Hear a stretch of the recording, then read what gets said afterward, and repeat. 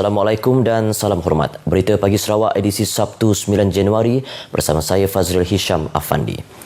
Sebanyak 16 kes baharu positif COVID-19 telah dikesan di Sarawak semalam.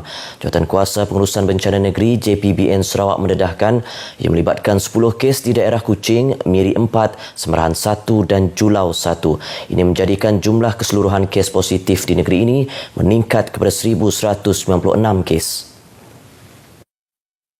Di daerah Kuching mencatatkan 6 kes jangkitan tempatan dan 4 kes import B. Di Miri pula, 3 kes melibatkan kes jangkitan tempatan dan 1 kes import C. Sementara 1 kes di daerah Semerahan melibatkan kes jangkitan tempatan. 1 kes di daerah Julau pula ialah kes import B. Dalam pada itu, 4 kluster di negeri ini dilaporkan masih aktif. Dilaporkan 5 kes baharu yang telah pulih dan dibenarkan discharge dari hospital pada semalam. Manakala jumlah kes yang masih mendapat rawatan dan diasingkan di hospital adalah seramai 87 orang. 58 pesakit dalam siasatan PUI yang baru telah dilaporkan dan 13 PUI masih menunggu keputusan ujian makmal. Daerah Kuching kini berstatus jingga dan daerah Semerahan berstatus kuning. Kerajaan negeri sedia membantu pihak Angkatan Tentera Malaysia ATM dalam menambah aset dan kelengkapan untuk memperkasa aspek keselamatan kawalan di sempadan negeri ini. Panglima Medan Timur Tentera Darat Lieutenant Jeneral Datuk Marzuki Mohamad memaklumkan dengan pertambahan aset itu nanti ia dapat membantu pihaknya menyusun atur strategi baru selaras dengan penggunaan aset dan keanggotaan yang ada di semua kawasan operasi. Untuk benteng ni pun InsyaAllah kami akan mula mendapat aset-aset. Pertama sekali macam dari segi aset-aset untuk surveillance macam drone dan sebagainya, InsyaAllah kami akan mula dapat. Dan juga yang kedua adalah aset-aset yang bersabit dengan untuk melaksanakan mungkin dari dalam bentuk motosikal dan kenderaan yang mana untuk memudahkan lagi. Macam sekarang ni aset yang kami ada tu tidak mencukupi untuk kami melaksanakan tugas dengan lebih. Jadi dengan adanya aset contohnya motosikal, contohnya macam SUV atau 4x4 jadi akan memudahkan lagi kami untuk bergerak lebih jauh dan banyak lagi kawasan yang boleh kami kawal. Dan insyaAllah Kerajaan Negeri Sarawak bersetuju untuk membantu kami. Beliau memberitahu pemberita selepas mengadakan kunjungan hormat terhadap Ketua Menteri Datuk Patinggi Abang Johari Tun Openg di Wisma Bapa Malaysia Kuching. Mengenai kemasukan pendatang asing tanpa izin parti ke Sarawak menerusi sempadan yang melibatkan tekong tempatan, pihaknya dengan kerjasama agensi penguatkuasaan lain terus giat beroperasi di setiap sempadan negeri. Ujarnya rata-rata kes kemasukan parti ke negeri ini kerana ingin mendapatkan pekerjaan. Walau bagaimanapun tindakan akan diambil sekiranya didapati masuk secara haram dan tekong darat warga tempatan yang terlibat turut dikenakan tindakan. Sementara itu, kunjungan hormat itu diadakan bagi suai kenal Panglima Medan Timur Tentera Darat Lieutenant Jeneral Datuk Marzuki Mohamad yang mula bertugas pada 20 November tahun lepas menggantikan Panglima Medan Timur Tentera Darat Lieutenant Jeneral Datuk Muhammad Zakaria Yadi. Persatuan Orang-Orang Pekak Sarawak berharap kerajaan negeri menyediakan lebih banyak peluang pekerjaan terutama dalam bidang perfilman dan penyiaran bagi memberi peluang kepada golongan cacat pendengaran ini mempunyai pendapatan sendiri berdasarkan kemahiran yang ada. Presiden Persatuan tersebut Wenderin Koo berkata golongan ini juga mempunyai kemahiran dalam seni dan lakonan namun penglibatan terbatas dengan kurangnya peluang yang disediakan untuk menyerlahkan bakat sedia ada. Just now we did propose certain projects which also involve broadcasting in the future because we are planning to have movie, okay? Because our deaf they are talented. Beliau ditemui selepas mengadakan kunjungan hormat bersama Persatuan Sukan Orang Pekak Sarawak terhadap Ketua Menteri Datuk Patinggi Abang Johari Tun Openg di Wisma Bapa Malaysia Kuching. Hadir sama dalam kunjungan itu, Menteri Kebajikan, Kesejahteraan Komuniti, Keluarga dan Pembangunan Kanak-kanak, Datuk Seri Fatimah Abdullah memberitahu kementeriannya akan berusaha membantu golongan cacat pendengaran ini untuk mendapatkan pekerjaan. Mereka mengikuti program tersebut di ICATS. Ini adalah, saya rasa ini adalah cadangan yang baik sebab melalui latihan yang disediakan di ICATS, iaitu latihan kemahiran dalam broadcasting, mereka akan dapat pensijilan, sama ada di peringkat sijil ataupun peringkat yang lebih tinggi. Selain itu, Datuk Seri Fatimah memaklumkan kadar bayaran kepada jurubahasa isyarat akan diperhalusi semula agar mereka mendapat bayaran berdasarkan tahap profesional masing-masing. Dalam bidang yang mereka minati. Sekolah Kebangsaan SK Pulau Seduku di Lingga Seri Aman bakal mendapat asrama serta 8 unit rumah guru yang baharu. Ahli Dewan Undangan Negeri Adun Lingga Simoy Peri menerusi laman Facebooknya memberitahu projek tersebut telah bermula September tahun lepas dan dijangka siap Disember tahun ini. Menurut Simoy, projek tersebut melibatkan kos sebanyak 11.8 juta ringgit dan dana tersebut merupakan peruntukan daripada Kerajaan Persekutuan yang dipohon oleh Kerajaan Negeri.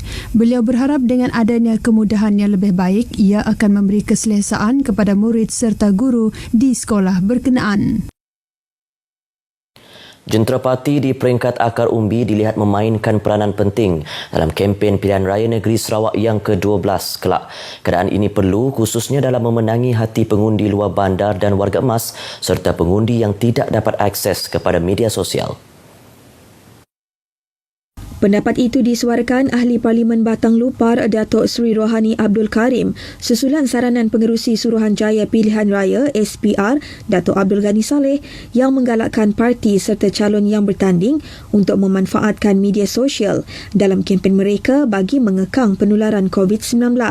Katanya media sosial bukan satu faktor tunggal dalam menentukan kemenangan parti atau calon yang bertanding, sebaliknya terdapat banyak faktor lain terutama budi bicara pengundi dalam menentukan pilihan mereka.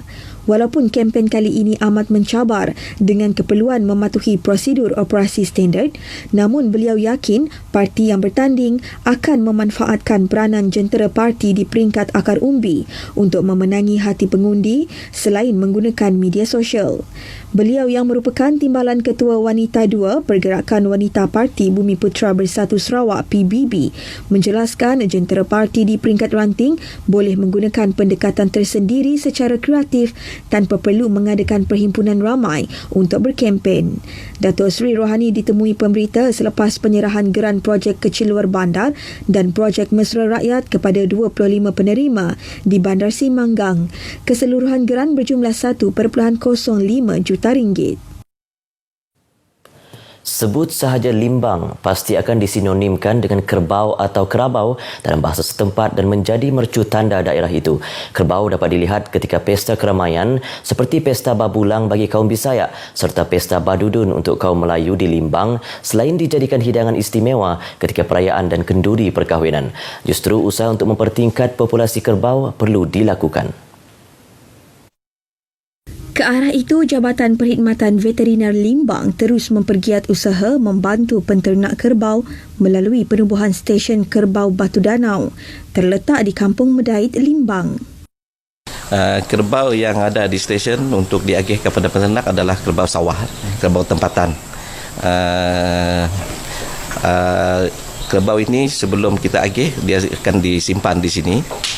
Lepas itu nanti apabila penternak datang, mereka akan pilih sendirilah. Selepas kerbau kita akan masukkan dalam holding yard. Jelasnya selain khidmat nasihat, jabatannya turut memberi bantuan lain.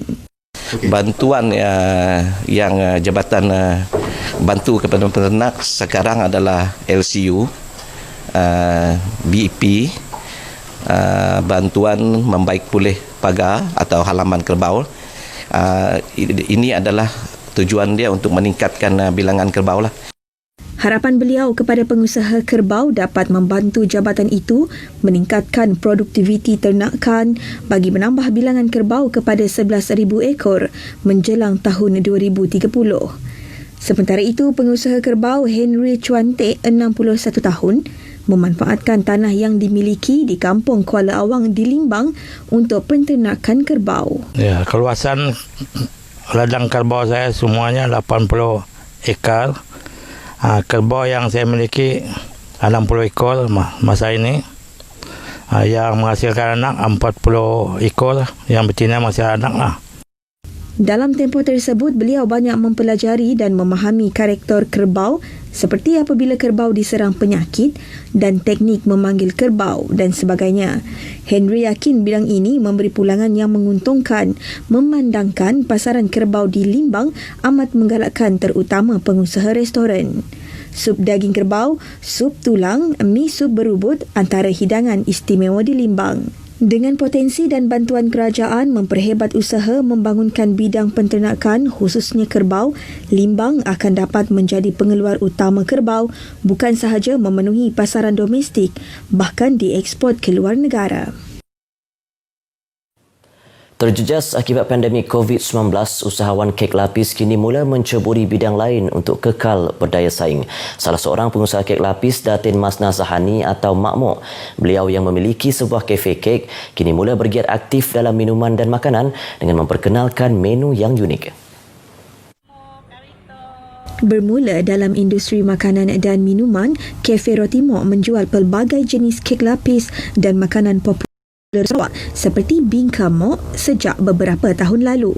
Mahu mengekalkan momentum kreativiti dalam menu kek lapis, beliau juga menghasilkan beberapa menu unik antaranya nasi kukus ayam kunyit, ayam gemuk, ayam rempah paloh yang pastinya memberi pilihan berbeza. Sebab kek lapis sekarang dia dah orang Semenanjung siapa masuk Sarawak nak. Jadi terjejas lah dagang kami orang tu sebab kami orang tu banyak pekerja nak.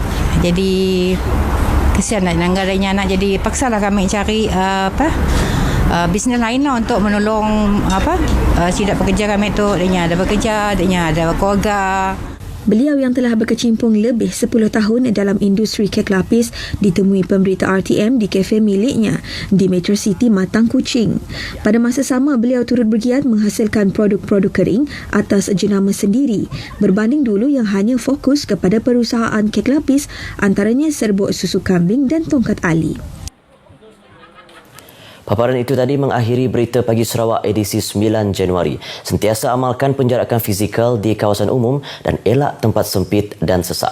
Bersama kita hentikan penularan COVID-19. Selamat berhujung minggu. Assalamualaikum.